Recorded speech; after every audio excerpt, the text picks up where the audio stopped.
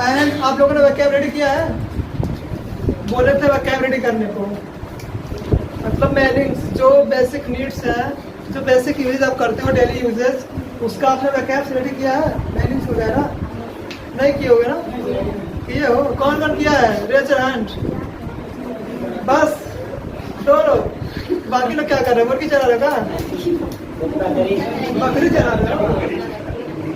बस यही काम रह गया है। मतलब मीनिंग तुम लोग रेडी करो। देखो जब तक तुम लोग के पास स्टोरेज ऑफ मीनिंग्स होंगे नहीं तब तक तुम लोग इंग्लिश नहीं बोल सकते हो, क्योंकि वही एक मेन डेटा है, मतलब वही एक मेन सोर्स है आपको इंग्लिश बोलने के लिए। अगर आपके पास मीनिंग्स नहीं है तो मैं तो तरीका सिखा दूंगा कैसे बोला जाता है, कहाँ पे किस चीज़ का यूज़ किया जाता है, बट अगर आपके पास मीनिंग नहीं है ना तो आपको तरीका जान के कोई फायदा नहीं है। जान तो जाओगे कि हाँ मुझे इस कहाँ पे लगाना है, एम कहाँ पे लगाना है, आर कहाँ लगाना है, वाज वर कहाँ लगाना है, हैड कहाँ लगाना है, लेकिन अगर आपके पास मीनिंग्स नहीं है तो आप बोलोगे क्या? जानने से कोई मतलब नहीं है अगर आप मीनिंग्स ही ना जानो। जैसे मुझे बोलना हो मैं जा रहा हूँ, तो जाना का स्पेलिंग क्या होगा, मीनिंग्स क्या होगा, वो पता होना चाहिए ना। तो गोइंग यानी कि गो आपको पता होना चाहिए। मैंने बताया था आना जाना, सोना खाना पीना, रोना धोना, ये सारे जितने नॉर्मल मीनिंग्स हैं ये आपको याद होने चाहिए। खेलना कूदना, उठना बैठना, पढ़ना लिखना, सोना, ये सब क्या है? मीनिंग्स नॉर्मल है, ये सब याद होने चाहिए। अब जैसे मैं बोलूँ रट्टा मारना, क्या मीनिंग होता है? पढ़ते हो ना, कभी रट्टा मारते हो ना, उसकी मीनिंग क्या होती है रट्टा मारने का? तो क्या याद है ये मीनिंग? नहीं याद है ना, तो उसे लर्न करो। अगर कहीं बोलना हो तो मैं रट्टा मार रहा हूँ, क्या बोलोगे? मगअप होता, mug up, mug up UP, mug up, mug up मतलब होता रट्टा मारना। ये सब मीनिंग्स याद होने चाहिए। सो बेसिकली आज हम लोग स्टार्ट करेंगे प्रेजेंट टेंस। प्रेजेंट टेंस में जो पहला टेंस आता है वो होता है प्रेजेंट इंडेफिनिट।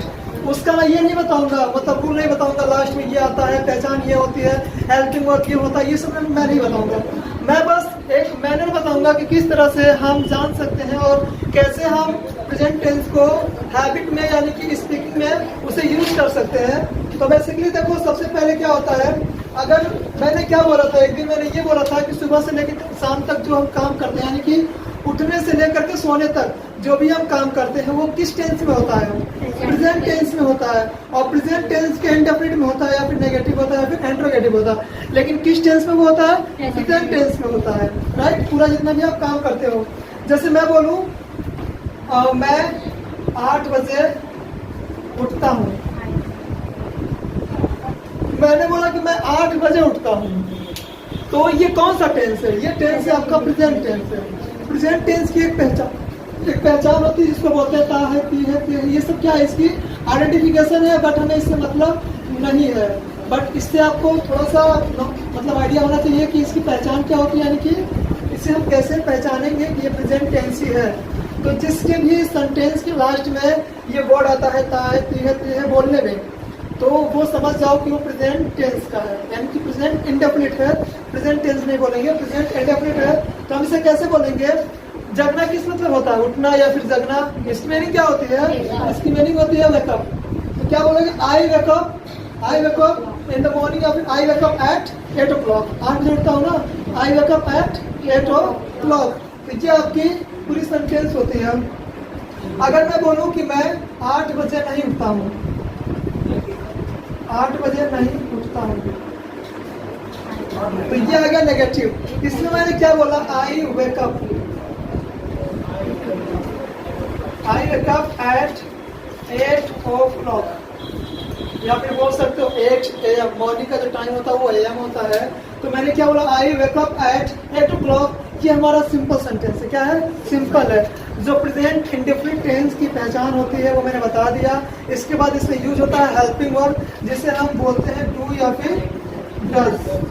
डू या डज इसकी वो हेल्पिंग वर्ब होती है, लेकिन हम इसको यूज कहाँ करते हैं? जब हम सेंटेंस नेगेटिव बनाते हैं, यानी कि जिस वाक्य में ना वर्ड आ जाए यानी कि नेगेटिव, सो वहाँ पे डू या फिर डज का यूज किया जाता है। लेकिन अगर सिंपल सेंटेंस है तो वहाँ पे आपको या तो वर्ब की फर्स्ट फॉर्म लिखनी होगी या फिर यस या यस जोड़ना पड़ेगा। किसमें? वर्ब में।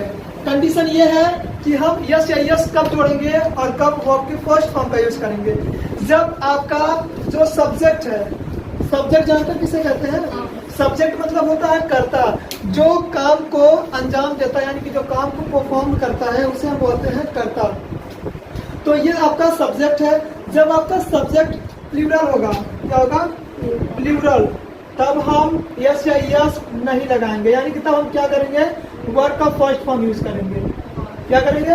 वर्ब का फर्स्ट फॉर्म यूज करेंगे। लेकिन इन केस अगर आपका जो सब्जेक्ट है वो अगर सिंगुलर होता है, क्या होता है? सिंगुलर, तो हम क्या करेंगे? यस या फिर यस जोड़ देंगे, किसमें? वर्ब में। किसमें? वर्ब में यस या यस हम ऐड कर देंगे। जैसे मैंने बोला वह 8 बजे उठता है, तो क्या बोलोगे? He wakes up, he wakes up at 8 o'clock, मतलब हम उसमें यस या यस जोड़ देते हैं। तो ये हमारा पूरा सेंटेंस बनता है। अब बना लोगे ना? मतलब मैं पूछूं तो उसको आप बना लोगे ना? जैसे अगर मैं बोलता हूँ कि मैं 9 बजे घर जाता हूँ या फिर 9 बजे खाना खाता हूँ, तो अब इसे कैसे ट्रांसलेट करोगे? इस वक्त कर लोगे ना कैसे करना है? बस सिंपली ये जानो आप कि जो प्लूरल सब्जेक्ट होते हैं उनके साथ हम क्या करते हैं? वर्ब की फर्स्ट फॉर्म लगाते हैं। जैसे गो, कम या फिर ईट, राइट, प्ले, ये सब क्या होते हैं? वर्ब के फर्स्ट फॉर्म होते हैं। और ये सारी क्या वर्ब की फर्स्ट फॉर्म है। लेकिन अगर आपका जो सब्जेक्ट है वो क्या हो? आपका सिंगुलर हो। मैंने सब्जेक्ट आप लोगों को पढ़ाया था जब हम पढ़ा रहे थे प्रोनाउंस, बोला था ना ही सी। जो ही सी होते हैं ये क्या है? सिंगुलर है। दे प्लूरल है, आई प्लूरल है, बी क्या है? प्लूरल है। लेकिन ही सी जो होते हैं ये सिंगुलर होते हैं। जब एक व्यक्ति की बात हो तो वहाँ पे क्या होता है? सिंगुलर होता है। लेकिन अगर एक से ज्यादा हो, तो अगर 2 या 2 से ज्यादा हो तो क्या होता है? वहाँ पे प्लूरल होता है। तो अगर ही सी आते हैं तो ही सी आपके जो होते हैं ही, सी या फिर इट या फिर कोई नाम, तो ये क्या होते हैं? सिंगुलर सब्जेक्ट होते हैं। लेकिन अगर प्लूरल कौन होते हैं? आई, वी और दे या फिर we and you, sorry we तो हो गया ना, एंड यू, ये सब क्या होते हैं? ये सब आपके होते हैं प्लूरल सब्जेक्ट्स। तो अगर प्लूरल सब्जेक्ट आते हैं तो हम वर्ब की फर्स्ट फॉर्म का यूज करेंगे। लेकिन अगर सिंगुलर आते हैं तो हम वहाँ पे यस या यस लगाएंगे वर्ब में। पहचान इसकी क्या होती है? ता है, ती है या फिर ते है, ये इसकी पहचान होती है। अगर नेगेटिव सेंटेंस आते हैं तो डू या फिर डज लगाना है। ओके, कुछ सेंटेंस देखते हैं। तो जैसे मैंने बोला मैं खाना खाता हूँ, मैं खाना खाता हूँ, मैं खाता हूँ, अच्छा खाता हूँ, खाना नहीं खाता हूँ, क्या वह घर जाता है। तो 3 सेंटेंस है। इसमें क्या है? एक सिंपल है, एक नेगेटिव है और एक इंटरोगेटिव है। तो सिंपल कैसे आप बनाओगे? मैं खाना खाता हूँ, आई ईट फूड, आई ईट फूड, मैं खाना खाता हूँ। लेकिन मैंने बोला मैं खाना नहीं खाता हूँ, तो क्या बोलूँगा? I do not eat food या फिर I don't eat food. Do not को हम एक ही कंबाइन करके बोलेंगे क्या? Don't. I don't eat food, इसे कैसे बोलोगे? Does he go home, does he go home. इसमें क्या होगा? जो आपका हेल्पिंग वर्ब होगा ना वो पहले आ जाएगा। क्या चीज? टू मैंने कल बताया था, कब लगाते कब नहीं लगाते, कल बताए थे। ठीक है, तो यहाँ पे क्या आ जाएगा? डज ही गोस, यहाँ पे क्या लगेगा? सॉरी गो ही लगेगा, go home, does he go home. अब इसमें देखो यस या यस कब नहीं लगाते? जब आपका सेंटेंस नेगेटिव हो, इंट्रोगेटिव हो, तो वहाँ वर्ब में यस या यस नहीं लगेगा। सिर्फ सिंपल के केस में यस या यस लगाएंगे अगर आपका सब्जेक्ट जो है वो सिंगुलर होगा। ठीक है ना? तो मैं 1 by 1 आप पूछूंगा और 1 by 1 आप लोग बताना। ठीक, ये समझ में आ रहा है कैसे बुक करना है? किसी को कोई डाउट है तो पूछ ले, अगर कोई भी डाउट हो। तो आज के लिए बस इतना ही क्लास चलेगा। और एक चीज और बता देता हूँ मैं, यहाँ पे कॉन्टिन्यूअस 2 चीज हम यहाँ पे कवर करते हैं। एक हो गया आपका प्रेजेंट टेंस यानी प्रेजेंट इंडेफिनिट, दूसरा होगा प्रेजेंट कॉन्टिन्यूअस। प्रेजेंट कॉन्टिन्यूअस, इसमें तो पता होगा ना, ये काफी इजी टेंस है। सभी टेंस में से सबसे इजी टेंस यही माना जाता है। कॉन्टिन्यूअस में सिर्फ आपको बस पहचानना ये है, अगर आप कोई काम कॉन्टिन्यूअसली कर रहे हो, अगर कोई प्रोग्रेसिव वर्क है, जैसे मैं बोलूँ मैं लिख रहा हूँ, तो क्या बोलूँगा? I am writing. तो इसमें क्या करना? I am, I N G आपको ऐड करना है। आई एन जी किसमें ऐड करना है? वर्ब में। वो मैं आपको आईएनजी बस ऐड कर देना। जैसे मैं बोलूँ मैं लिख रहा हूँ, आई एम राइटिंग, मैं पढ़ा रहा हूँ, आई एम टीचिंग, मैं जा रहा हूँ, I am going, and I am writing, I am listening, I am playing. जो भी आप कर रहे हो वो किस में कर रहे हो, कॉन्टिन्यूअस में कर रहे हो। ओके, तो इसके लिए आपको क्या करना पड़ेगा, जैसे मैंने बोला you are playing ING, you are ING. अब यहाँ पे कुछ भी हो सकता है, you are playing, you are eating, you are beating, कुछ भी हो सकता है, यू आर रीडिंग। यहाँ पे आप कोई वर्ब ऐड कर दो। ओके, रीड में आईएनजी, आप वर्ब में आपको आईएनजी जोड़ना है। अब मैं बोलूँ ही के साथ क्या लगेगा, इज लगेगा, और यहाँ पे आईएनजी। तो आप यहाँ पे कुछ भी कोई भी वर्ड आपको ऐड कर सकते हो, कोई भी वर्ब आप यहाँ से ऐड कर दो और यहाँ पे आपको आईएनजी लग जाएगा। तो बोलेगा क्या, ही इज कुछ भी, गोइंग, ईटिंग या फिर राइटिंग, रीडिंग, समथिंग, जो भी ये कर रहा है आप यहाँ पे राइट डाउन कर दोगे। दूसरा इसमें नेक्स्ट आता है they are ING. They are breathing हो सकता है, दे आर राइटिंग होता है, दे आर रीडिंग होता है, they are eating, they are playing, कुछ भी अगर ये कर रहा है तो उसमें आपको आईएनजी जोड़ना है। वी के साथ भी क्या लगता है, आर लगता है। यू के साथ तो आर लगा ही है, आई के साथ सिर्फ एम लगता है। आई मतलब एक ऐसा सब्जेक्ट है जिसके साथ सिर्फ एम लगता है, वहाँ पे आर या फिर इज नहीं लगता है। आर भी लगता है, इज भी लगता है, बट वो कंडीशनल होते हैं। कब लगता है बता देगा, वो कंडीशनल सेंटेंस होते हैं जहाँ पे हम आई के साथ आर और इज का यूज करते हैं, बट वो काफी दूर है, बहुत ज्यादा कंडीशनल होते हैं। सिंपली ये समझो कि आई के साथ एम लगता है, यानी कि सिर्फ आई के साथ एम लगेगा, और जितने आपके प्लूरल सब्जेक्ट होंगे उनके साथ आर लगेगा, सिंगुलर के साथ इज लगेगा। आई भी आपका क्या है, प्लूरल है, लेकिन इसे सिंगुलर माना जाता है, बट ये भी क्या है, प्लूरल है। आई क्या है, प्लूरल ही होता है। बट अगर हम यहाँ बात करें आई की, तो आई क्या है, एक पर्सन है ना, आई आपका क्या है, एक पर्सन है। बट अगर आप ये देखो, इसमें अगर हम देखते हैं तो इसमें एम लगता है, लेकिन अगर हम इंडेफिनिट में देखेंगे तो वहां पे क्या होता है, आई के साथ क्या लगता है, वर्ब की फर्स्ट फॉर्म। हम वहां पे इसे सिंगुलर नहीं मानते हैं, प्लूरल ही मानते हैं, लेकिन जब हम पास्ट में जाएंगे ना तो भी इसे हम सिंगुलर ही मानेंगे। ठीक है, और जितने आपके प्लूरल होते हैं उनके साथ आर लगेगा, और इन सभी के साथ इज लगेगा, जो सिंगुलर। बाकी आईएनजी पता है ना। अब इसमें एक चीज और समझ लो, जो इसके आपके जो मतलब पहचान होती है, आइडेंटिफिकेशन होती है, वो क्या होता है, सेंटेंस में हमेशा रहा है, रही है या फिर रहे हैं। यानी कि अगर आप कोई काम प्रोग्रेसिवली या फिर कॉन्टिन्यूसली कर रहे हो तो वहां पे आईएनजी का यूज किया जाएगा, और ये काफी इजी है। तोड़ दो। ठीक है, समझ में आया तुम लोग को?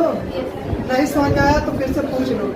मैंने दो पढ़ा दिया है, एक इंडेफिनिट और एक कॉन्टिन्यूअस प्रेजेंट का। अगर नहीं समझ में आया तो फिर से बोल दो, क्या नहीं समझ में आया ये बताओ। ये वाला इतना इसमें समझ में आया। देखो, जैसे मैंने बोला मैं खाना पका रहा हूँ, तो क्या बोलूंगा, आई एम कुकिंग। या फिर जैसे बोलो मैं जा रहा हूँ, आप मान लो तुमको ये नहीं पता जाना का स्पेलिंग क्या होता है, तो क्या बोलोगे, आई एम जाइंग। लेकिन आप ये अगर नहीं पता, जैसे बोलो कि मैं खेल रहा हूँ, तो अगर नहीं पता तो क्या बोलोगे, आई एम खेलिंग, नहीं पता, आई एम प्लेइंग। अब इसमें बोल सकते हो, देखो इससे क्या होता है, आई एम खेलिंग, तो खेलिंग में क्या हो गया, आईएनजी लग गया है ना, तो इसमें क्या आईएनजी लग गया, उससे समझ जाओगे। तो प्ले तुम्हारा स्पेलिंग अगर आता है मीनिंग, तो उसमें क्या करोगे, आई एम प्लेइंग, उसे आप ऐड कर दोगे। कुछ भी अगर आप कर रहे हो तो वो क्या होता है, कंटिन्यूअस। जैसे मैं लिख रहा हूँ, मैं पढ़ रहा हूँ, मैं खेल रहा हूँ, मैं देख रहा हूँ, मैं सो रहा हूँ, मैं बुला रहा हूँ, जो भी आपकी सेंटेंसेस होंगे आप इसे बोलोगे, उसमें आईएनजी लगोगे।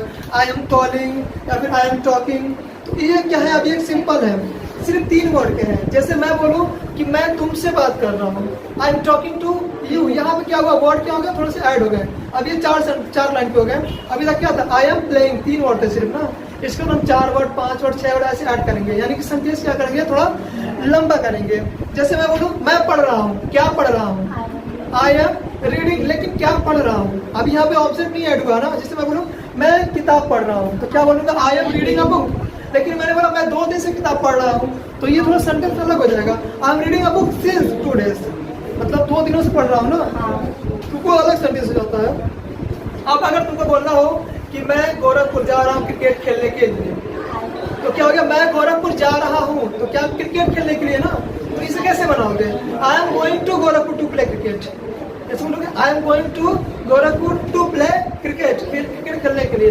अब जैसे बोलो मैं दिल्ली जा रहा हूँ कमाने के लिए, तो क्या बोलोगे I am going to Delhi to earn, या फिर फॉर अर्न। तो ये क्या होता है, सेंटेंस क्या होंगे, थोड़े से लॉन्ग होंगे, राइट। तो अब एक बाय एक करके आप पूछेंगे और इसको तुम लोग